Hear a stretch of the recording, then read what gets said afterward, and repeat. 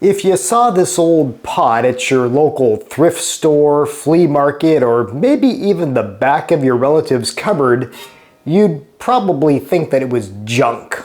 Clearly, this thing has seen better days. The handle is literally turning green and the rest of it looks like, well, you see. Most of us would be aghast at the thought of cooking food in something like this, let alone giving it a prized place among our finest cookware. But you know that saying, don't judge a book by its cover? Well, I've got another one for you. Don't judge a pot by its patina. Believe it or not, under this aged exterior is a pot that is both beautiful in its appearance and excellent to cook with. Today, I'm going to reveal the secret that this old pot is hiding, how I make it shine again, and what you can look for to distinguish a culinary gem from mere secondhand junk.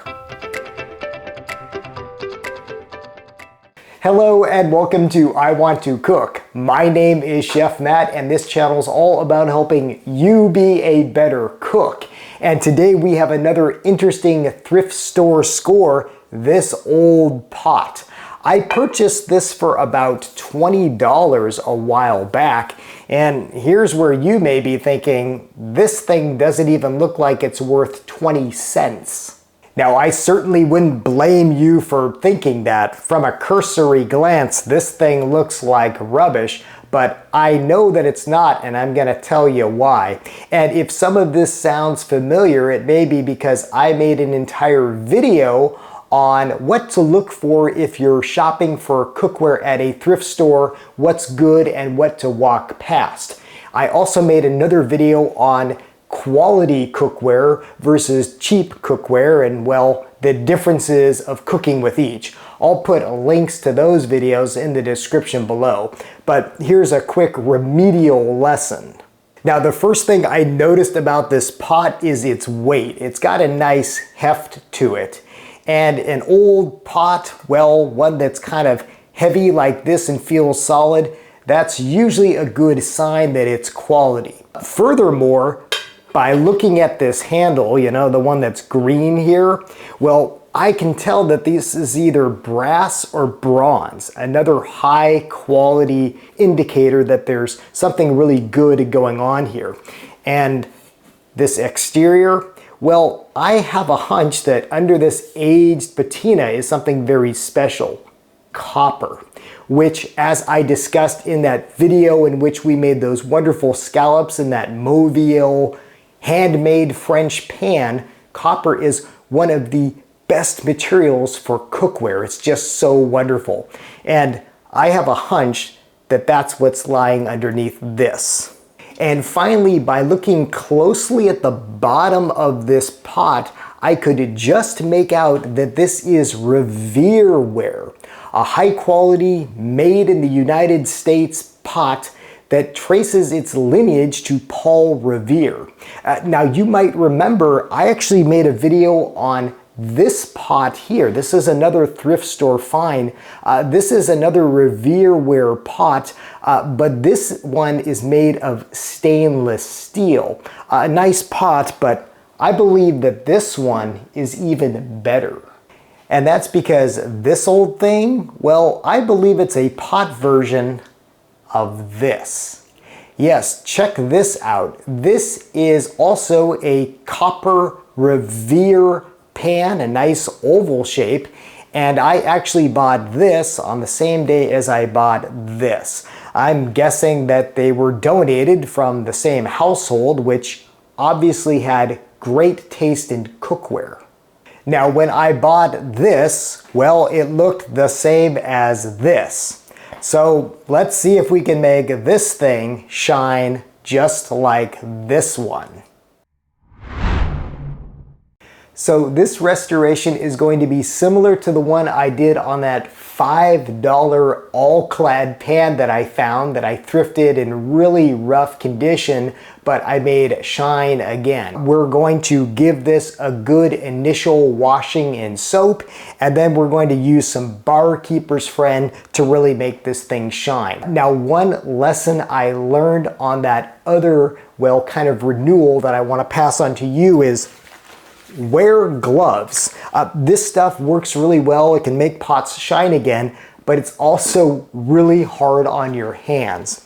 So I'm a little older, I'm a little wiser now, but well, I still love thrifting and I still love renewing pots and pans. So let's see what we can do with this thing, well, after we put some gloves on. So as I said, the first thing I do when I get an old pot like this is I give it a really good wash in soap. This is just going to get off that initial grime. I also like to cover the back in soap. This helps get that sticker off.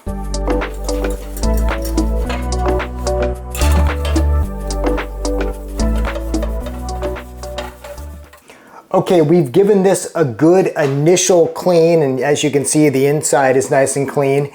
But check this out, even just with the soap, that has taken off some of that patina, and it looks like my hunch is right, and this is indeed a copper pot.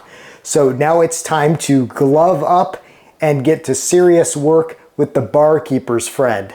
So let's see if we can really make this thing shine again.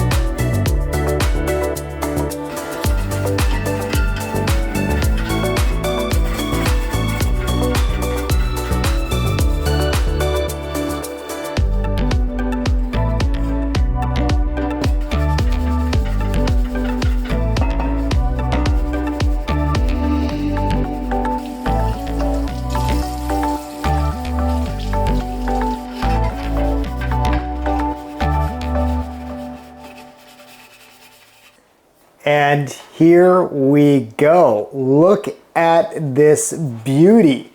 It took some elbow grease for sure, but can you believe how well this has cleaned up? This is indeed a beautiful copper pot, Revereware, made in the USA. And look at this guy, it looks good as new. Now, as for age, I don't know how old this thing is. I'm thinking maybe 1960s, 1970s, but it is beautiful. What a transformation. Now, I should note that when we do use this, when we cook with copper, again, it's going to get patinaed. That's just what happens with copper. And as I explained in a video oh so long ago, the first time I used copper cookware on a gas stove, I freaked out because it turned all green and stuff. That's totally normal. And a Barkeeper's Friend isn't the only way to make copper shine again. You can use a simple solution of vinegar and salt, and I made a whole video on how to clean copper cookware. I'll put a link to that one in the description below as well. But I think for $20, well, that was a great investment on a beautiful vintage copper pot. All right, so we have rescued another one. This turned out to be a beautiful copper pot. Again, definitely worth $20. You know, you just can't really buy these anymore. They're not made, and it feels so good to, you know, purchase something secondhand without going out and buying something new, but to buy something secondhand and really give it a new life. So this is going to take a place of pride on my shelf with all my other pots and pans, along with its buddy here, this other beautiful copper oval pan. I hope this inspires you to maybe, well, give that ugly old pan you see at the thrift store or flea market a second look. Okay, before we get to trivia time, I did want to share something else I found recently. Check out this book. It's called Tools for Food. Talk about my type of book. I bought this in Texas at one of my favorite bookstores. They're called Half Price Books, and you never know what you're gonna find secondhand at a place like that. And isn't this cool? I've been having so much fun just kind of going through it. You know that I love the tools for cooking as much as I love cooking itself, and this is really neat. So pretty cool, and I think maybe I'll be inspired to find some cool tools from a book like this. Well, maybe even tools that you'll see in trivia time.